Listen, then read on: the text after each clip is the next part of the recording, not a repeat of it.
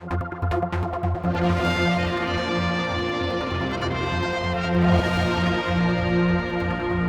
part two with Julie Edge, now a common backbencher. That sounds bad, but you know what I mean? Common one, I'm not. Because you know what I mean? Like, suddenly, did that make it the relief for you that you could now then be a free spirit, not having to worry about the collective responsibility and keeping probably tight-lipped on some things? You probably were, weren't you? I mean, sometimes you have to be. It's easy to go with it than to stand on just every single little thing. No, I certainly would make my views known, and obviously, and collective responsibility is collective responsibility. Fully respect that. Fully respected the Chief Minister around that. But it doesn't mean to say you voted for anything with and you know the challenge that you put forward. And there were many times I was disappointed because I am the only one with the expert experience in the public sector sitting around the table, and you keep saying your views and it's just ignored, and that can become very frustrating. But the collective responsibility you do have to adhere to, and I do genuinely believe I adhere to that at all time. Were you ever offered anything else, by the way? When you on the shuffle, wasn't any sort of sweetener? At all? That's the conversation you'd think you were having, wouldn't you? Well, this hasn't Moving worked sideways. out, or that hasn't worked out. But there was no conversation. It was thanks very much. You've done an amazing job. You've been tenacious and due diligence around it, and so that's why I assumed it was over the whistleblowing and what I was raising the week or so before. The terminology, you got the bunch of flowers, that sort of thing that I other didn't, people sadly. got. Did you get the flowers even? Flowers, yeah, so. Okay.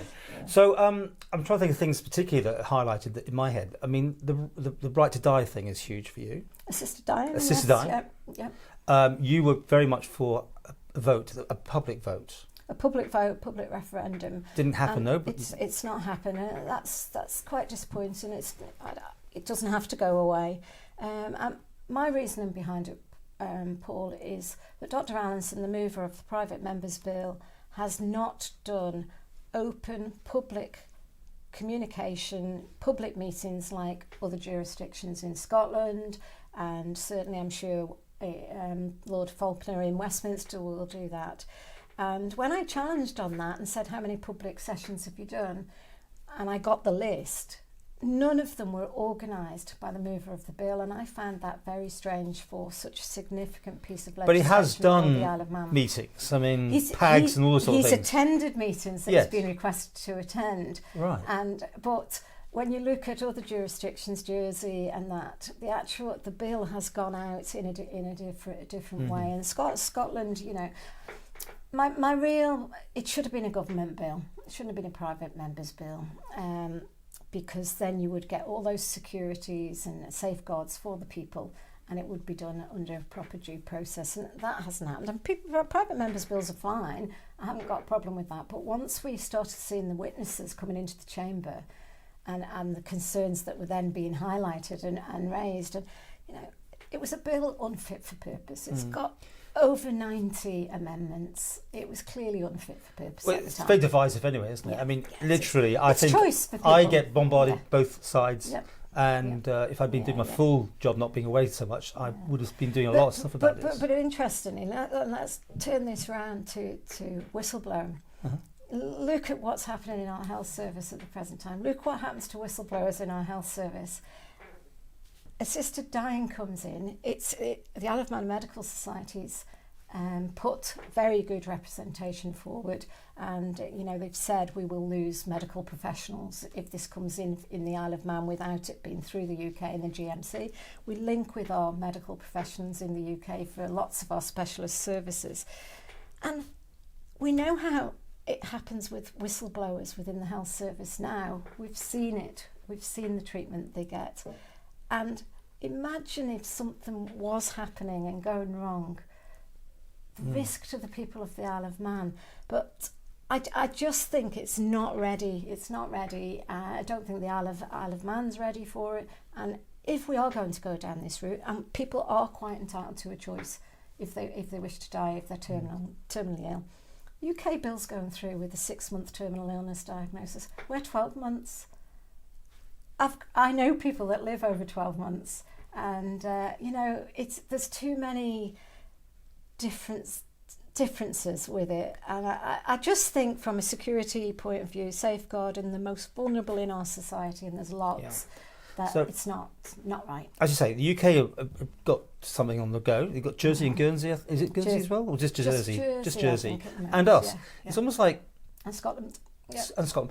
It's almost like who's going to go over the finishing line first. And it shouldn't be a race, should it? Dr. Allinson said that. I'm not saying it's a race, but I've got this feeling in my head that almost maybe the UK wants the Isle of Man or Jersey to go first, test the water, test the legislation, and then they can amend it as such. It's almost like, try before you buy for them, almost. Do you get that impression? Yeah, I could see some of that when, during all the debates, I could see that. And actually, the Isle of Man's an independent country.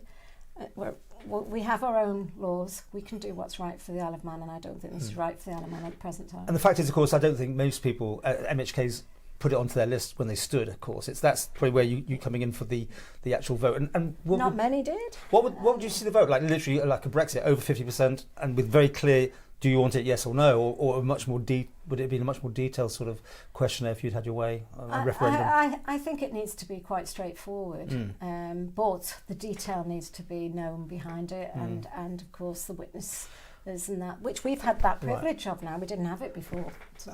I know you don't mind me bringing this up, but you've had your own challenges with your family. I mean, you haven't even talked about it, but many times we haven't done interviews because you literally have got to look after your mother, isn't it? Yeah. And things. So you seeing it firsthand, I suppose, at that stage. I mean, would you make that decision, or would they make that decision? Is that how you see it almost? I have, I've witnessed firsthand what can happen, right, and what shouldn't happen. You okay? Yeah, sorry. Yes, no, it's fine. I've witnessed it.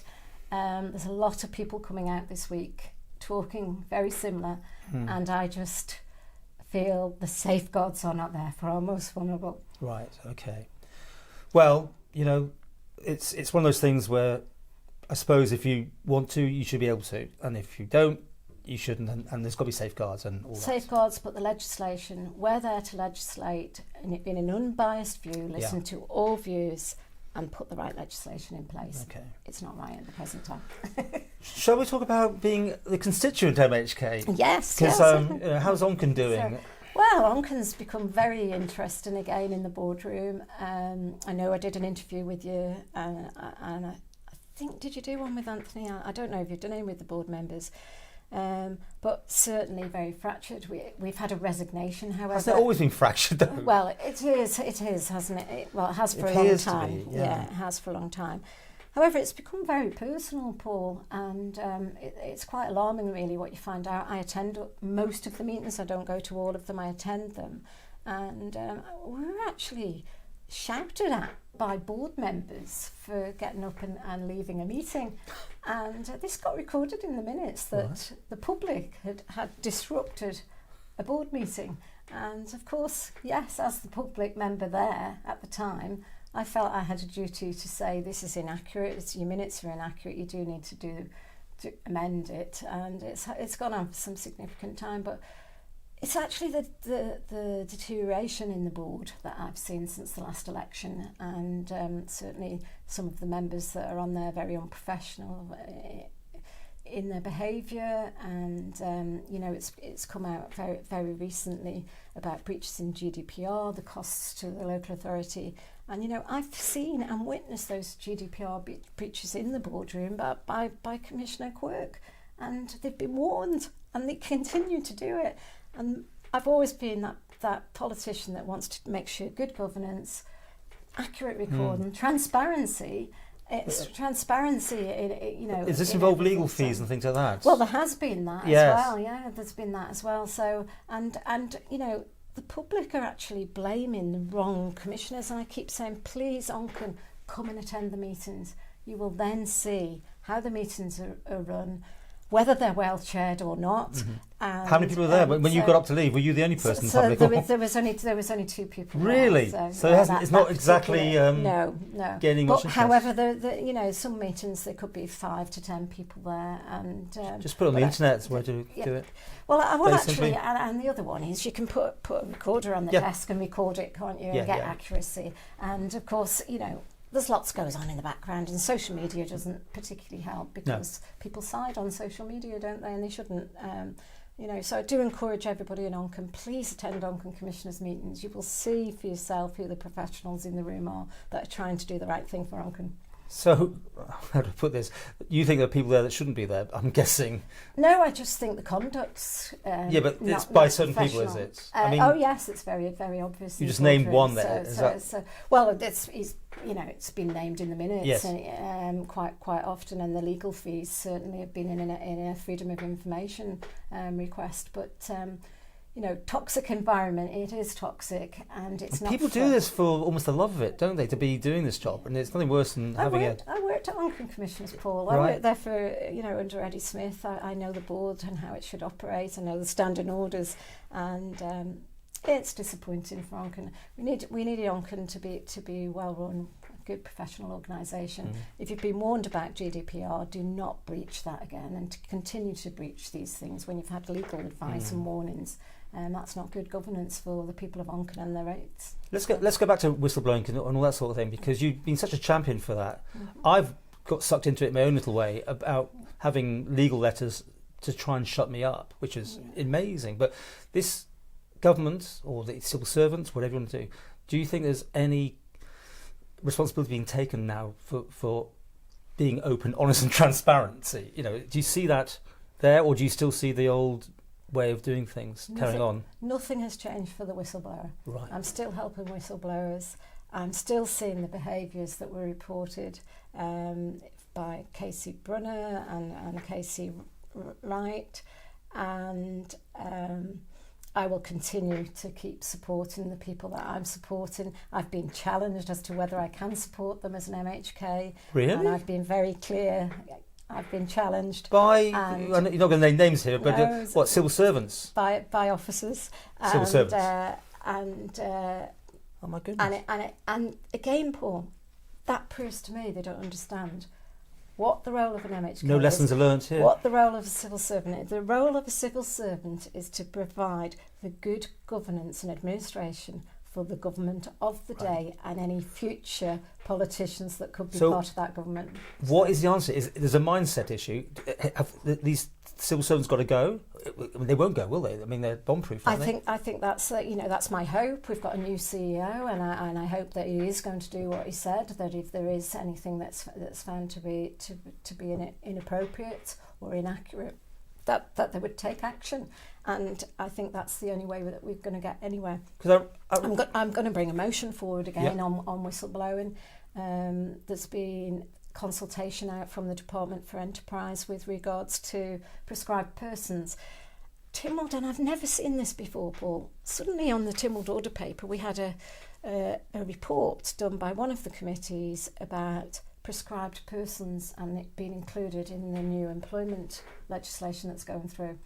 So a prescribed person, for anybody that doesn't know, are people that you can go and report whistleblowing to. So it was specific to whistleblowing. And they were saying politicians should not be a prescribed person. Politicians have been taken out of the policy. No way. I didn't know that. And this is all challenge that I've been trying to do. So someone couldn't come to you to... In theory. In theory. And of course, this consultation's gone out on the employment legislation from the Department for Enterprise. Question was, should politicians be prescribed persons? Resounding yes from the public. And when they've reported, we're not going to do that. So I am going to be, I'm give everybody notice. I'm bringing that forward. One of the most interesting things I've ever seen is a senior civil servant making the government video about whistleblowing. To say I'm here. If you've got any problems, he was one of the three that was named on when I was whistleblowing. How can people have any comfort in the structure that's in place when they can't take themselves? When they're on the receiving end of a potential whistleblowing? Well, you've said it, haven't you? You've said it. I shouldn't need to say this. You shouldn't need to. And this it should be dealt with, shouldn't it? All down to the proper governance, following policy, due process. Dr. Anderson said it repeatedly. If policy would have been followed, she would not have been in the situation she was. She was only trying to get policies followed, and they're not followed, and they're still not followed. And of course, the whistleblowing policy and this prescribed persons, I think it's a serious issue for the Isle of Man. Chief Minister said he was going to sort it out. We were going to make amazing changes and culture and ensure that whistleblowers were listened to. He's got a spin doctor now. Well, let's see if that changes things. Maybe there is going to be more proactive, because we never hear anything. I mean, that whole idea is, how many times I said we'd like to hear from somebody about X, Y, and Z, and we never hear anything. But the public should be able to whistleblow. Yes. I want that independent office that I fought It's for. a mindset issue In my here. original whistleblowing committee that I chaired, Yeah. along with Jane Poole-Wilson and Kerry Sharp, that was a recommendation. It wasn't possible at the time. UK were bringing their legislation through. That's delayed because of elections, etc. But I think the independence is the most important. A whistleblower should be allowed to go to a politician. I'm not saying the politician ends up in employment disputes or that, but the politicians that we elect should know how to deal with a whistleblowing complaint if it comes to them. It just sounds too logical. It just sounds too logical. That's the problem. Nobody knows what to do with an issue. We're almost really done. Anything else? You've got a long list of things. Anything else you want to bring up, or were you happy with what we've done? Or No, that's good. Because it's nice to hear from you. Are you? It's very early days, but are you likely to put your hat in the ring again and carry on? I know it's we're only halfway through the term, aren't we? Really, is it too early for you to think about these things? No, not at all. Because obviously I've had that experience now. You know, it's 2 years to go to the next election. So you would? That 7 and yes. Would you put yourself forward for Chief Minister or something like that? I think the problem that we've got, you know, Alf Cannon was elected as our Chief Minister, and I think some of the situations that have arisen since he was elected, and yes, I did vote for him. I didn't vote for Dr. Allinson. The process around it and being able to remove people if they're not up to the job, and that we've got an island plan that's not costed, that's causing a lot of these problems, because then island plan, yeah, forgot that one. You've got officers that are trying to work to an island plan that's not funded, and then they're stymied. And what we need to do as government is make sure that we're electing people on sound policy to move the Isle of Man forward. I don't want to be negative. I'm not a negative person. We've got to stop being positive, lift the Isle of Man out of this negative situation we're in. And the only way to do that is having like-minded people with like-minded policy, well-funded. And if there was another mini shuffle, would you go back in now, even if you were asked to? I don't think. You're probably not going to be asked, but to be fair, I wouldn't be asked. No. You might be. Well, you never know. Pull people. My job for the people of Onchan and the rest of the island is to make sure we are doing things right in accordance with policy and good governance around it.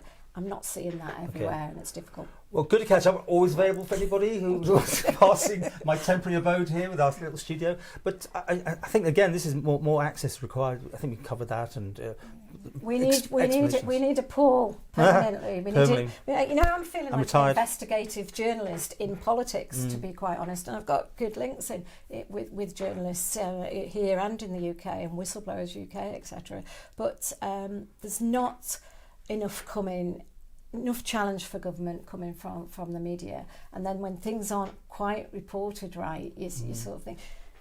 Recently, we'll just finish on this one. You know, recently there's been an item done by our national station with regards to members recording their interests. Oh, everyone got caught on that one, didn't they? Well, yeah. You were 5 of them out of time or something, whatever it is. Well, yeah. However many it was. But when you look back at that, and I did go back and try and challenge it, they weren't even my responsibilities to do. They were the departmental ones, and it's the department that's failed. Oh, I see. So you know, there's things like that. Did you get your right to reply on that, though? I did, and I said, "You've not got this right. I need to come back to you." But it was published anyway, so that's fine. You know, I'm happy to say to anybody what. But the key thing with that members' interests is, if you look at mine, there was nothing on it. I've got no connections. I'm not a director of anything, etc. And the key to that is to look at the affiliations that politicians have.